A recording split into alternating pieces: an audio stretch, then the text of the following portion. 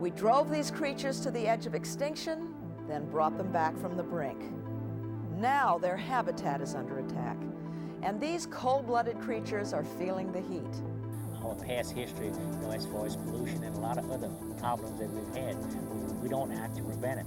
We react to something that has already occurred, and if we do that with global warming, shame on us.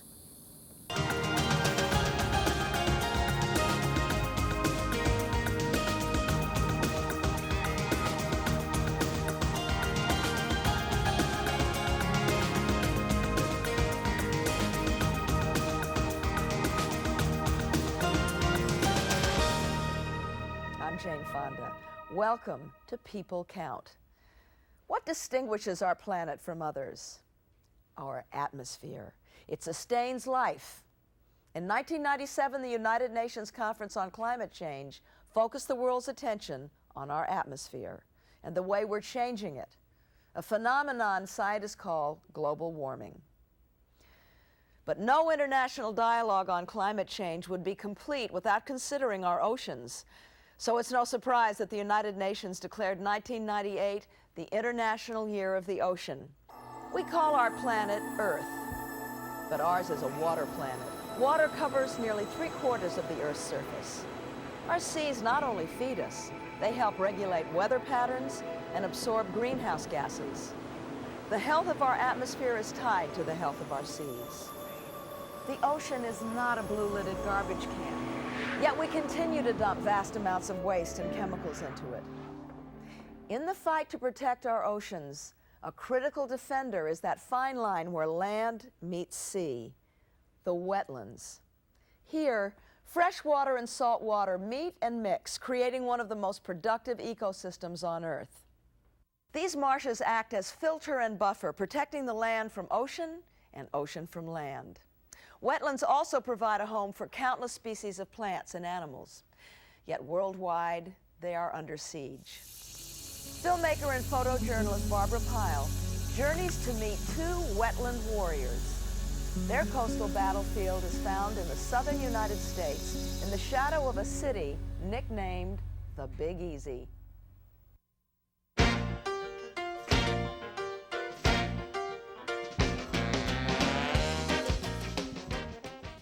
New Orleans, a city steeped in historic charm, overflowing with the spices of life, seasoned with the magic of Mardi Gras, soulful sounds of Dixieland jazz and Cajun cuisine. A less celebrated, but no less essential ingredient of the New Orleans culture is the area that surrounds the city, the bayou. These wetlands are not as famous as the quaint streets of the French Quarter, yet the health and vitality of New Orleans depend on these marshes. And the people working to protect them know they are tending troubled waters. Well, you're looking good. Well, so are you, Milton. One of them is my old friend Milton Comm. I'm no stranger to his commitment to the environment. It was great to see him after 10 years. His dedication hasn't changed a bit. The only difference I saw was a few more gray hairs and 5 more grandchildren. Barbara. Hi, nice to meet you. She's 5.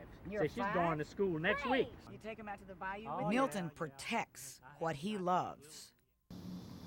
When I'm out on the bayou by myself, I really feel at peace with myself. I love this river. I love these lakes. I love these more than life. Milton Comm doesn't have a degree in environmental science, but what he does have is a deep understanding and appreciation for the wetlands of southern Louisiana. He's lived here all his life, and he's all too aware of the changes here. And he's concerned. Essentially, all this land that we're on right now was built because the river overflowed its banks. And now that we've levied it, all this sediment that's in the river now, it's dumped out off the deep continental shelf. So the land naturally just compacts and subsides, and that's the reason why we're losing this land. I see it literally falling apart. Making the land loss problem even worse is salt water. It intrudes into the marshes through oil and navigation canals dredged for shipping lanes. Storms and high tides also drive salt water into the marshes. For much of the wetlands, that's pure poison. people have any doubt about salt water, the next time you're at an ocean, take a sample of it and bring it home and put it in their flower pots, and that'll tell them what will happen to their plants. Same thing will happen to this. It just kills it. Scientists say the Louisiana coast is washing away at the startling rate of 1 football field every 15 minutes. And they predict the problem could get worse. In the next 50 years, 40% of the state's wetlands could be swallowed up by saltwater intrusion from the Gulf of Mexico. We can complicate that with global warming, which will give us a sea level rise. How does global warming lead to sea level rise? High temperatures heat the ocean water and expand its volume in the same way a balloon inflates when warmed. We placed this balloon in a freezer for 4 hours. When we took it out of the freezer into a warm room, the balloon expanded, just like the oceans would if the Earth continues to warm. Some experts warn that in addition to this thermal expansion, oceans will swell even more as glaciers and polar ice caps melt, causing more water to flood into the coasts. While sea levels rose 4 to 10 inches this century, many scientists say global warming will dwarf those numbers. Based on current trends, they expect sea levels will increase by as much as 3 feet within the next 100 years. If that proves true, more than just land will be threatened. People's homes and heritage will be lost. As the salt moves further in, your marine life reacts to it. Our culture is based on seafood. If we lose all of this, we lose a lot of our culture.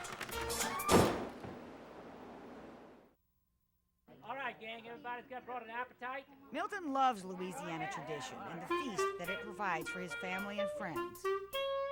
An acre of coastal wetlands can produce more food than the best farm. Look, we have our regular crabs. Not only have these wetlands been a source of food for Milton, but also a source of pride. He's been connected to them his whole life. I wanted to see where it all began. So we're gonna go see where you were born, Milton? Right.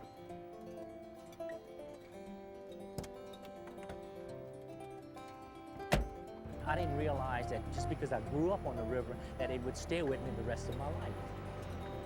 And here I am, 50, 60 years later down the road, and I'm still having to do things with the Mississippi River. So I guess it made a lasting impression.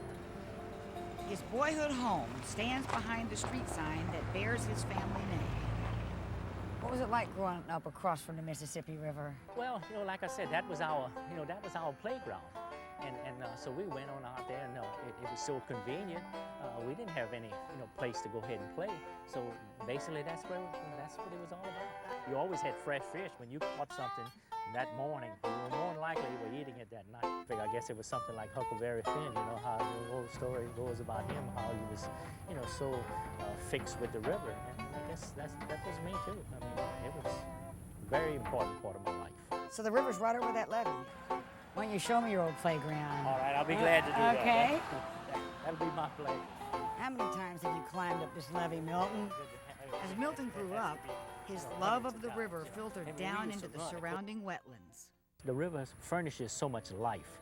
And then, once I got a little bit away from it, and then I got into the wetlands and doing a lot of shrimping and hunting and stuff away from the river, I began to realize that, hey, this is what the river furnished, not only because I grew up on the river and it was my playground, but all the wetlands that were, that later on in life that I enjoyed, it was a direct relation to the river.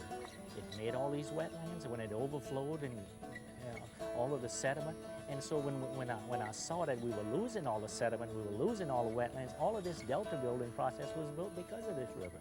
And now the shrimping and the fishing, everything is going down. And I hate to see it. I mean, it's been too good to me. We have a lot to learn with what nature provides us, and I think we have to recognize that in the future in all our endeavors. Just got you something this morning that I think you'd be interested in. There are other people thinking of the future. Mark Davis shares Milton's concerns.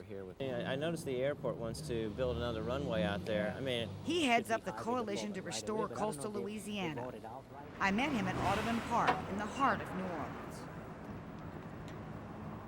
New Orleans is a place unlike any other. It's got culture, it's got opportunity, it's got history, and it's worth fighting for. Louisiana's wetlands are actually different than anybody else's in the country, since we're at the bottom of the Mississippi River. That we live in the delta, means that it's the most extensive system of coastal wetlands we've got anywhere in the country. It's also the most fragile. In 1930, we had about 3 million acres of coastal wetlands. We've lost 1 million already. Why? Largely because of the way we manage the river, and also because of rising sea levels. The sea level rise that you predict, where does that bring the sea in relationship to New Orleans? Much closer and too close for comfort. If the Gulf swallows up much of the marshland, hurricane season could have a whole new meaning for New Orleans. Basically, New Orleans runs the risk of being underwater. Right now, we have about 60 miles of marsh between us and the Gulf. That's the most natural and the most effective storm protection we've got. If the marshlands were gone and New Orleans was hit by a hurricane, how bad would it be? Probably about there. The water would be over my head. Yeah, any place from 5 feet up. Some places more. I shudder to think what's going to happen. I wouldn't want to be living in New Orleans if we get a major storm. New Orleans isn't the only area of the United States to be threatened by an expanding ocean. Some leading experts on climate change predict that 10,000 acres of coastal property will be lost. The distinct finger shape of Florida could be cut off by 800 miles, and the Chesapeake Bay Marsh Islands could be underwater. This phenomena carries a global passport. Coastal zones around the world could suffer land loss and devastation, creating refugees, not because of civil wars, but from lost homes to environmental destruction. If Bangladesh loses 1/10 of its land like scientists predict, 15 million people will be displaced. Island nations would be hard hit. Much of the land above high tide in Japan could be below it. Almost half of the Pacific Marshall Islands and the Maldives could be swallowed up by the ocean. While these statistics are daunting, there is hope. People like Milton lead the way to environmental change. When I first met him in 1988, he was just starting his crusade. Plant a few trees, or find the problems, or encourage others to do it. Sometimes this change happens under the most unlikely circumstances. Milton used to be a mechanic in the petrochemical industry, a major producer of carbon dioxide, one of the greenhouse gases that contributes to global warming. When oil, coal, or natural gas are burned, carbon dioxide is released into the air. These gases trap solar energy in the lower atmosphere, causing it to heat up, similar to a greenhouse or a car in the summertime with the windows rolled up. Milton is retired from the oil industry. Now he works with these companies as an environmental advisor. I think if we can convey that message to them, that the changes that we now see are a big part of global warming. And if we need to make a whole lot of studies, instead of shipping things to Mars to find out what's going on in Mars, let's find out what we need on Mother Earth, and let's protect it first. Because if we lose, it can't be replenished. We can't duplicate none of this. Absolutely not. Milton doesn't just give out advice on what others should do to fight the possible effects of global warming. Okay, show me how you do it, Milton. Milton puts his own hands to work. For years, he's been replanting lost marshland. I'm encouraged by what I see. Our survival rate is not as much as I'd like, but hey, the plants are cheap. Especially the ones that come out of my garden. Oh, do you grow them at home? Yeah. In other words, I take them out of my flower bed and then I put them into a flower pot. Milton's work has made a difference. This is what the area looked like when we visited him in 1988. This is what it looks like 10 years later. Well, it's unbelievable. In other words, you could see what we have is a jungle out here now. But that goes to show you what a lot of effort and just some dedication can do. Milton's work is more than cosmetic. Wetlands serve other purposes. They filter pollutants before reaching the Gulf of Mexico, one of the world's most fertile fishing grounds. This area in the Gulf may look normal, but death lurks in the bottom waters. Steady increases in pollution, especially fertilizer and animal waste runoff from farmlands, are creating overwhelming amounts of nutrients.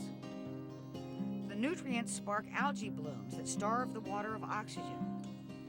These dead zones can suffocate vast stretches of ocean, killing every animal that cannot escape its reach. The dead zone in the Gulf is 5,000 square miles. Dead zones are also found in the Adriatic and Baltic Seas, and are typical of ailments plaguing the planet's ocean. Milton is working on a large-scale project he hopes will help rejuvenate the wetlands. It should also decrease the amount of runoff into the Gulf. Barbara, this is the Davis Pond project. I guess I've been working on this thing I have better than 10 years. What is it? Now, it's a freshwater diversion. All we're going to do is take water from the river, and it's going to go through a system of tubes into a canal and out into the marsh. Milton is literally trying to turn back the tide. And if you don't put fresh water back in to kind of help maintain if you will, a head against that saltwater intrusion, you'll lose those fresh marsh areas. And it'll happen so quickly that they won't turn into salt marsh, they'll turn into open water. Not everyone in the bayou found worth in the Davis Pond project. That is, until they saw proof at the end of their fishing lines. They were no longer getting catfish, they were catching redfish, which is a different type. So they realized their environment was changing. Well, because redfish are a saltwater species, and catfish are a freshwater. So when you started getting redfish all the way on up that far in your freshwater zone, you knew we were in trouble. Experts say a startling 60% of species that live in fresh water are threatened because of changes in their habitat. Around the globe, statistics are grim. In India alone, it's shocking. 60 species of fish are in decline. Would a project like this work for the effects of global warming? We know it's going to do some good, but as we get the effects of global warming, we may want to expand this thing to put the sediment load out there. So you'd want to move sediment out there to rebuild the land that's been... That we're losing, right. Both Milton and his supporters agree that diversion projects are not enough to counter global warming. There is no one project that's going to save this place, just as there's no one solution for global climate change. It's a toolbox that you have to pick the right tools from for the job. Davis Pond, with its fresh water and its nutrients, is one of those tools, and it's a vital tool. He believes Milton's leadership is also part of that toolbox. It's people who refuse to take no for an answer, people who demand leadership. It's the Miltons in Louisiana and elsewhere. They're going to point the way. He's instilling his love of the bayou in the next generation, hoping they will want to protect it. It's been a part of my life. It's so much a part of my life that I've spent over half of it trying to preserve it for these grandkids of mine. Just keep your life jackets handy. Y'all going in the swamp? Yeah. Huh? Yeah. Y'all want to see an alligator? Yeah. All right.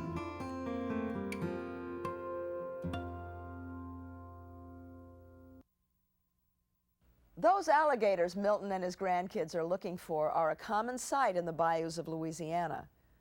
But will that be the case when Milton's grandchildren are grown? Global warming could pose a threat to these prehistoric animals. However, these cold-blooded creatures have a warm-hearted hero on their side. Barbara Pyle caught up with this guardian of the gators 70 miles southwest of New Orleans in Houma, Louisiana. Baby! There. See his head? Baby! Baby! Annie Miller's babies are hungry. But unlike most babies, a bottle of milk just won't do. Instead, a meal of raw chicken meat is much more satisfying. Come on. Come on. That's it. Now let's go get the big ones. It's obvious why her nickname is Alligator Annie. This 84-year-old Louisiana native has been tending to these alligators for 18 years. She has names for all of them.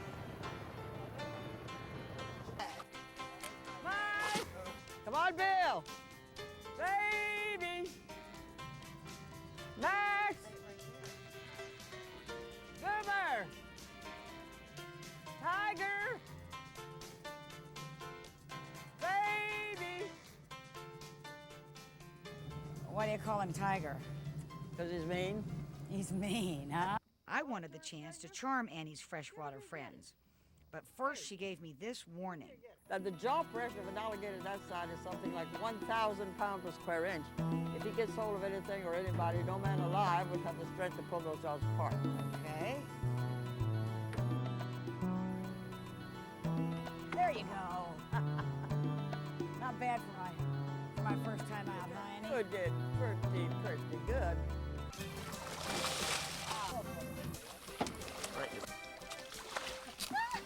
While Annie fills the alligator's stomachs with chicken, she fills tourist minds with information.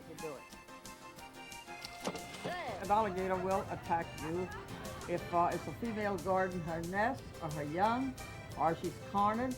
Annie gives tours of these alligator alleys every day of the week. Not everyone treats alligators like Annie does. In the 1960s, hunters drove them to the brink of extinction.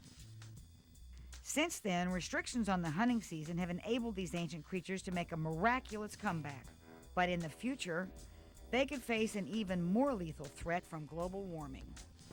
Although Annie says the alligators are very adaptable to change, she worries there's a limit to what they can take. If the predictions come true with global warming, what would happen to the alligators? Well, I tell you, I guess they'll be as bad a spot as people will be. They lost a lot of their habitat. From what? Well, from saltwater intrusion. For one thing, the land was sinking. It used to be a pasture for hundreds of heads of cattle. Now it looks like a lake. It's terrible. Climate change can translate into habitat change.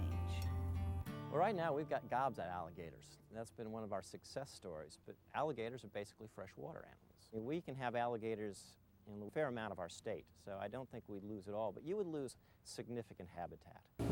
Annie says environmental changes from saltwater intrusion are already taking a toll on other species.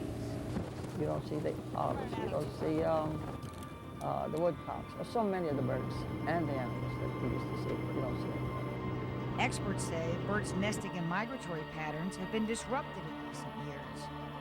Some researchers attribute that to global warming. They worry millions of birds could be at risk.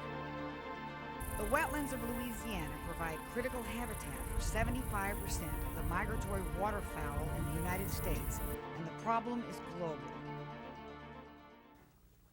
One place feeling the heat is Antarctica. Warmer summers make sea ice retreat, causing a drop in krill, the main food for these penguins. In some areas, their populations have dropped by 30%. Dolphins in the Mediterranean experienced a similar fate, a drastic die-off.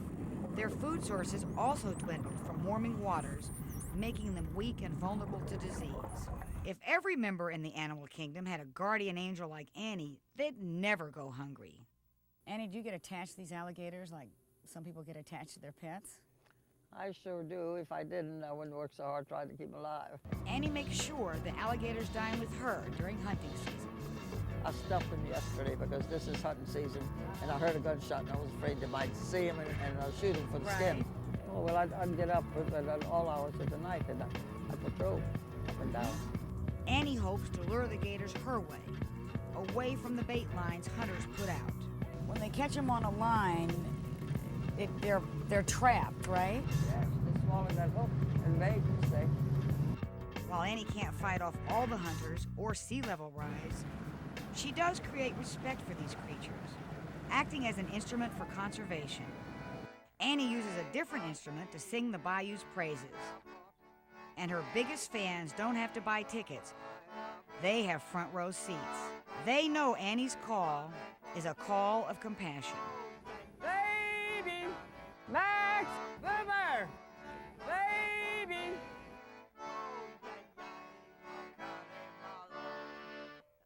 While Annie and Milton's watchful eyes help protect the bayous of Louisiana, all around the planet, wetlands are in peril. More than half of the world's population live within 50 miles of a coastline, and the biggest threat to wetlands is us. We build on their floodplains, divert their waters, dump our wastes back into them. It's a textbook case of disturbing nature's balance. While nearly 900 of the world's most critical wetlands are protected under an international treaty, we need to learn more about wetlands and what we can do to help. For more information, contact Ramsar Convention Bureau, Rue Mauverny 28, CH1196, Gland, Switzerland. Or write Wetlands International, 7 Hinton Avenue North, Suite 200, Ottawa, Ontario, K1Y4P1 Canada, or at www.iucn.org. Like Milton and Annie, we can protect our waters from harm. What can we do? Reduce runoff. Landscape with plants, not pavement. Don't use drains or local rivers as dumping grounds. Thrown away does not mean gone away. Substitute low-impact alternatives like baking soda or vinegar instead of harmful chemicals like bleach and ammonia. Don't litter or dispose of fishing lines or plastic on the shore. Our carelessness kills. Get educated and share your knowledge. Read, surf the web, and experience our communal ocean directly. For daily updates on ocean issues, contact CWeb at www.cweb.org. For more information on the International Year of the Ocean, contact United Nations Educational and Scientific and Cultural Organization at UNESCO, 7 Place de Fontenay, 75352 Paris, 07SP, France, or at www.unesco.org. Everything we do on land affects local waters that ultimately reach our ocean. While for some of us the ocean may be out of sight, it should never be out of mind. I'm Jane Fonda. Thanks for joining us once again for our worldwide journey to prove that the actions of all people